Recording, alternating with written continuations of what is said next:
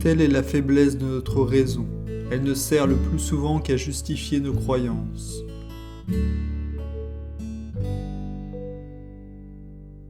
Comme les enfants viennent trop tard pour faire l'éducation des parents, il faut respecter leur incurable manie et ne jamais les chagriner.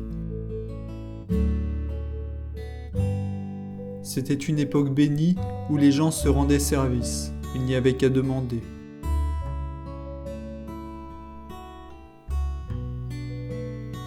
Les mots qui ont un son noble contiennent toujours de belles images.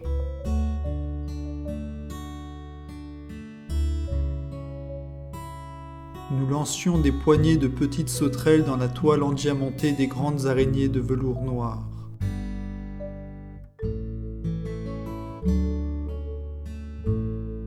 Le voisin attela son cheval, la tante enveloppa Augustine dans des châles, et nous voilà partis au petit trot, tandis que sur la crête des collines, la moitié d'un grand soleil rouge nous regardait à travers les pins. J'avais surpris mon cher surhomme en flagrant délit d'humanité. Je sentis que je l'en aimais davantage, alors je chantai la farandole et je me mis à danser au soleil.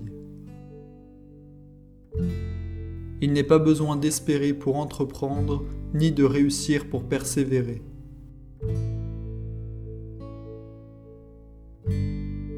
À cette attaque frontale, l'oncle, la moustache brusquement hérissée, allait répondre avec vigueur.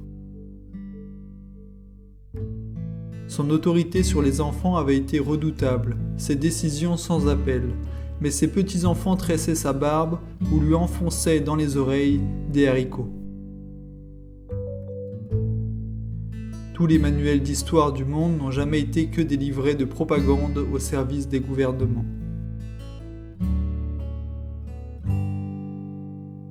L'oncle tirait, puis, par précaution, il doublait, et l'animal foudroyé s'ajoutait à la liste interminable des victimes.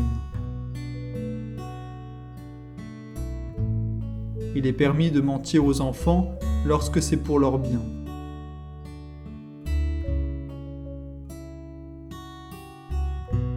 Je crois que l'homme est naturellement cruel. Les enfants et les sauvages en font la preuve chaque jour.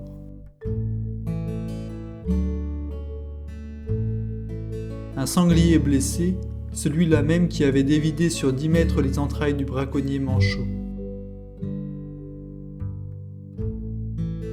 L'âge de mon père, c'était 25 ans de plus que moi, et ça n'a jamais changé.